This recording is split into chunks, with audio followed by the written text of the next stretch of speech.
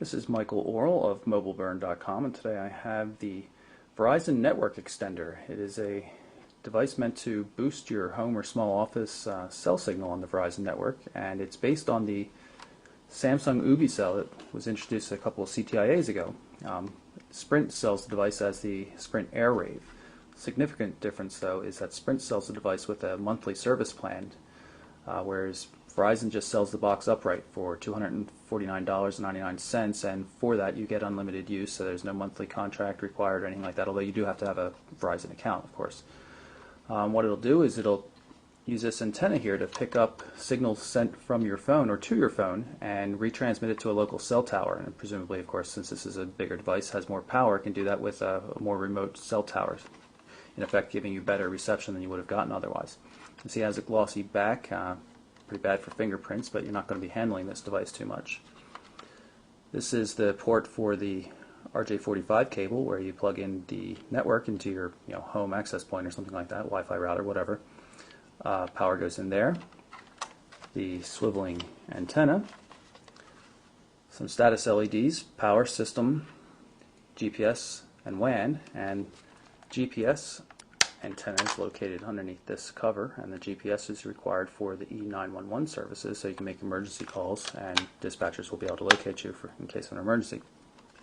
It's not much in terms of included accessories. We have this power brick, which is fairly large.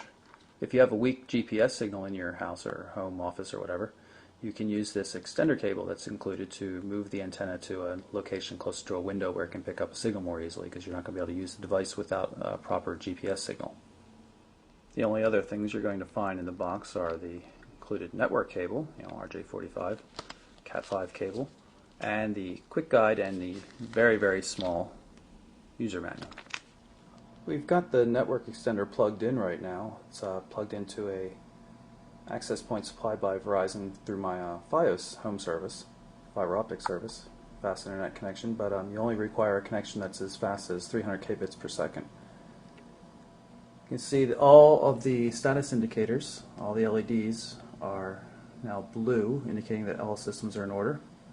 The system light was the last one to come on. It takes a while to connect once the GPS has found its location and the network connection's there. It went on for a couple minutes blinking, but no error conditions or anything like that.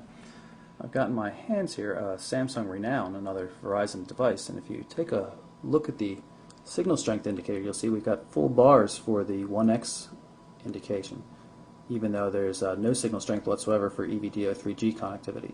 So it shows you that the box is providing proper voice connectivity, SMS messaging, that kind of stuff, but you're not going to get added 3G bonuses out of this, so your VCAS services aren't going to work, anything like that, aren't going to work any better than they do without the box.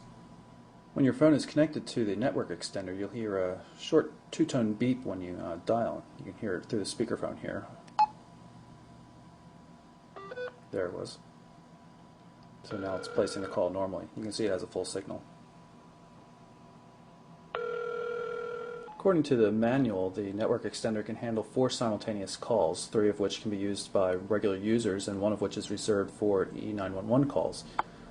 You can actually restrict the users that can make use of the network extender so as your neighbors don't take advantage of it if you're that type of person, or if you have that many people in your house that are making calls. You can do that through the web service, and configure it so as only particular phone numbers can use the extender. Otherwise, it's open to anybody in the area. And that, in a nutshell, is our quick look at the Verizon Network Extender from Samsung.